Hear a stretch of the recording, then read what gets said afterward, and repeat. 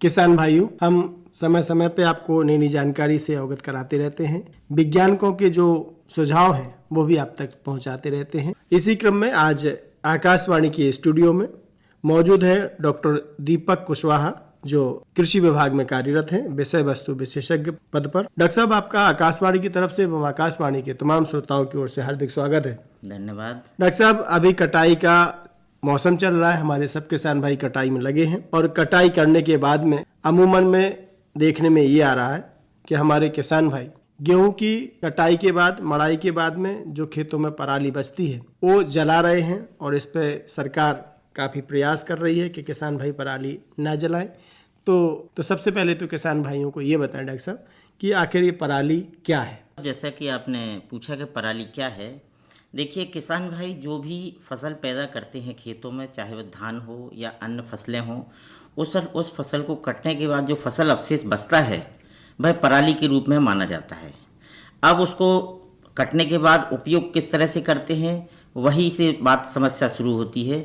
यदि किसान भाई उसका प्रबंधन कर लें तो वो समस्या से निजात पा जाएंगे, लेकिन उनको समय अभाव होता है, जिसमें मुख्य रूप से खरीफ की फसल में धान का चूंकि बुआई करने के बाद और कटाई का समय अंतराल ज़्यादा होता है और उसके पश्चात रबी में गेहूं बुआई का समय नज़दीक आ जाता है। तो दोनों अंतराल की कम अवधि होने की वजह से किसान भाई खास तौर से जो धान उत्पादक क्षेत्र होते हैं वहाँ पर उसको जलाने के बाद तुरंत अपना खेत तैयार कर रबी की फसल गेहूं बोआने की तैयारी में लग जाते हैं। बिल्कुल। तो ऐसी स्थिति में उनके पास समयाभाव होता है, ज्ञान की कमी होती है और कई कारण होने की वजह से वो सीधा सीधा उसको आग लगा देते यानी जला देते हैं।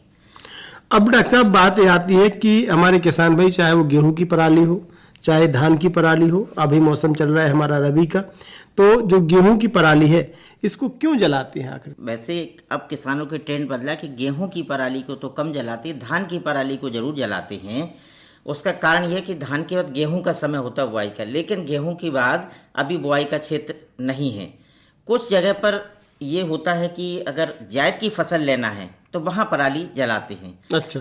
लेकिन चूंकि अब जब समस्या विकराल हो रही है कई राज्यों में, उसमें उत्तर प्रदेश भी है, उत्तर प्रदेश के कई जिले ऐसे हैं जहाँ पराली की समस्या दिनों दिन बढ़ रही है, तो सरकार की मंशा, सरकार के नियम, सरकार के निर्देशों के अनुसार इसमें काफ़ी बदलाव किए गए, किसानों को सुझाव दिए गए। उनकी इस समस्या से निजात पाने के लिए विभाग, कृषि विभाग या अन्य विभाग के सहयोगों से कई तरह की सुविधाएं उपलब्ध कराई जा रही हैं। डॉक्टर साहब, अब बात ये आती है कि पराली किसान भाई ना जलाए तो पराली से वो क्या क्या बना सकता है, कौन कौन से उत्पाद बना सकता है, कौन कौन सी चीज़ें बना सकता है जिसको वो अपने खेती में प्रयोग कर सकता है और मार्केट में भी उससे अच्छा पैसा कमा सकता है? ये तो बहुत अच्छा सवाल है, क्योंकि पराली जब समस्या है, उस समस्या से यदि समाधान और उससे यदि कुछ हमें किसानों को अतिरिक्त लाभ मिल जाता है उसके प्रबंधन से, तो बहुत अच्छा है। इसके लिए अब बहुत सारी ऐसी विधियां, ऐसे तरीके निकल आए हैं जिससे किसान भाई इसका दोहरा लाभ ले सकते हैं। जैसे सबसे पहले जैविक खाद। अब आने वाले समय में रासायनिक खाद से विमुक्त होते हुए लोग, किसान अब जैविक खाद की तरह आ रहे हैं और सरकार की मंशा है कि जैविक खाद, गोबर की खाद, इससे का प्रयोग अधिक से अधिक करें। तो उसमें जैविक खाद के रूप में हम पराली को उपयोग कर सकते हैं। दूसरा, अब इसके साथ साथ बायोगैस का जो आगे ट्रेंड आ रहा है, समय आ रहा है, बायोगैस में भी हम पराली का भरपूर उपयोग कर सकते हैं, जिसके लिए सरकार ने बहुत बड़ी मात्रा में अनुदान की धनराशि भी मुहैया कराई है। कई जगह लक्ष्य दिए गए हैं कि वो कैसे इसका उपयोग कर सकते हैं। बायोगैस प्लांट लगाने के लिए इसके शासन से निर्देश भी दिए गए हैं और लक्ष्य भी दिए गए हैं। इसके साथ साथ कई और भी चीज़ें बनाने की हैं, जैसे कि खाद के रूप में हुआ मशरूम उत्पादन, जो मशरूम उत्पादन करना चाहते हैं वो भी इस पराली का उपयोग उसमें कर सकते हैं। दूसरा, बड़ी बड़ी जो इकाइयां हैं जो बिजली उत्पादन करती हैं वो भी अब इसको दूसरे रूप में लेती हैं। अच्छा। जैसे कि झांसी में भी कुछ प्लांट लगाए गए हैं जो कि इसके ब्रिकेट्स बनाते हैं, लकड़ी यानी कॉम्पैक्ट करके ब्रिकेट्स बनाते हैं। ब्रिकेट्स बनाने के बाद वो अन्य संयंत्रों को भेज देते हैं। तीसरा लाभ सबसे बड़ा इसमें ये है कि पशुओं को खाने के लिए चारे के रूप में इसको बेलर या कई ऐसी मशीनें आती हैं जो चारे के रूप में कॉम्पैक्ट करके एक रोल बना के उनका संग्रहण करके साल भर इससे चारा बना के तैयार कर किसान पशुओं को दे सकते हैं। बिल्कुल डॉक्टर साहब, ये तो बहुत सारे लाभ आपने बता दिए हैं कि पराली से किसान भाई क्या क्या बना सकता है और कैसे पैसा कमा सकता है। अब डॉक्टर साहब, बात ये आती है कि जो पराली है उस पराली से हमारे किसान भाई खाद कैसे बनाए।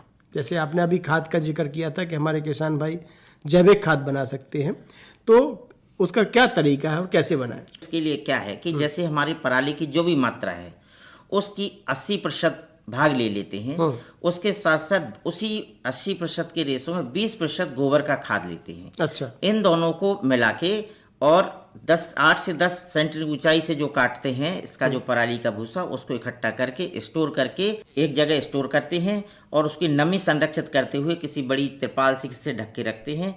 ये कम से कम 2 से 3 हफ्ते तक इसको संरक्षित करने के बाद इसको पराली के रूप में, खाद के रूप में, जैविक खाद के रूप में इस्तेमाल कर सकते हैं। डॉक्टर साहब, ये तो बता दिया कि हमारे किसान भाई खाद बना सकते हैं, साथ ही साथ उससे और तमाम उत्पाद बना सकते हैं और बाजार में बेच के अच्छा लाभ कमाएं।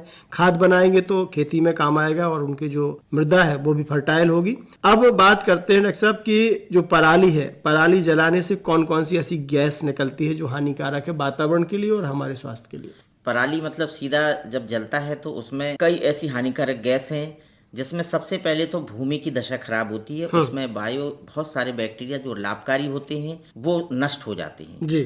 मृदा का संरचना खराब होती है, उसकी गुणवत्ता खराब होती है। इसके साथ में कई कार्बन के छोटे छोटे कण जो हवा में घूमते हैं, जो कि श्वास नली में पशुओं को, मानव को, सबको बड़े दुष्कारी होते हैं। इसके carbon monoxide, carbon dioxide, sulphur oxide, ये बहुत जहरीली गैसें होती हैं जो दिखती नहीं है लेकिन सीधे फेफड़ों में जाके जो टीबी की बीमारी, अन्य जगन बीमारियों को पैदा करती हैं। श्वास संबंधी रोग इससे बहुत ज़्यादा होते हैं। पर्यावरण विषैला होता है, ये इसके मूल कारण है। बिल्कुल डॉक्टर साहब, ये तो बहुत जहरीली गैसें हैं और पर्यावरण को भी दूषित करती हैं और हमारे स्वास्थ्य पर भी बहुत बुरा प्रभाव डालती हैं। अब बात ये आती है डॉक्टर साहब कि अगर पराली जलाने पर क्या जुर्माना की व्यवस्था की है सरकार ने? कि अगर जो किसान भाई जलाते हैं उन पे क्या जुर्माना या उन पे कोई कार्रवाई, ऐसी कोई व्यवस्था की है सरकार ने कि किसान भाई पराली को ना जलाएं, उसको उपयोग में लें और उपयोग में लेके ताकि 2 पैसा कमाएं, अपनी आय बढ़ाएं, ऐसा कुछ प्रावधान किया है? इसके लिए सरकार ने, हमारे कई प्रदेशों की सरकार ने साथ साथ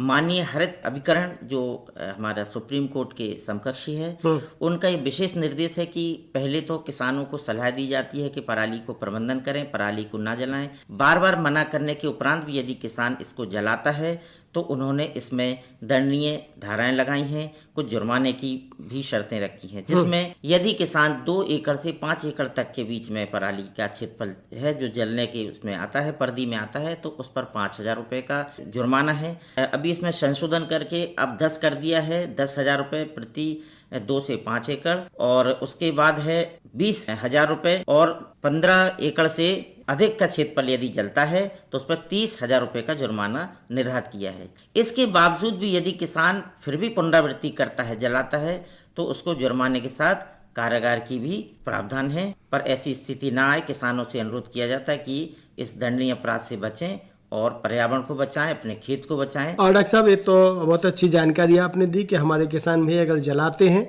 तो उन पर जुर्माना भी लगाया जा सकता है। अगर खबर मिलती है कि ये किसान भाई, अमुक किसान भाई पराली जला रहा है और जानबूझ के जलाई है, तो प्रावधान है उसमें जुर्माना का। तो सलाह यही है किसान भाइयों को कि ये जलाना नहीं है। जबकि पराली से आपने बहुत सारी चीज़ें बताई हैं, बायोगैस बना सकता है, जैविक खाद बना सकता है, ब्रिकेट्स बना सकता है। इनको बना के लाभ कमाएं और साथ ही साथ पर्यावरण को शुद्ध रखें। पर्यावरण के साथ साथ जो जहरीली गैसें हैं वो भी नहीं निकलेंगी, तो हमारे स्वास्थ्य पे भी इसका जो बुरा असर है वो भी नहीं पड़ेगा।